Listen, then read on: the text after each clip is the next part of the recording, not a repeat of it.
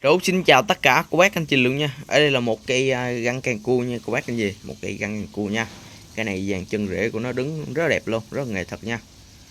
Hoành tổng là 87. Rồi hình tổng cái tổng chân đế luôn là 87 nha. Cao là 80. Rồi chiều cao là 80 luôn. Bầu là 45. Bầu dài là 45 nha cô bác anh chị. Cây dàn chân đế rất là nghệ thuật nha, rất là quái luôn. Đây, cây này gồm có hai đầu sóng nha. Phần chân này, đứng co lắc thôi. Rất đẹp luôn. Cây này thì con khai thác vũ bầu nha, tại vì cái dòng này rất là dễ sống nha cô bác anh chị. Cái này về mình trồng sâu sâu lên, đây là cũng cái rễ luôn nè. Đây cái cộng đó cũng cái rễ nhỏ luôn nha. Dàn chân nó lắc rất là đẹp luôn, quá quái luôn nha. Dòng này ho trắng nha cô bác anh chị, dạng ho chùm nha, ho chùm rất là đẹp luôn.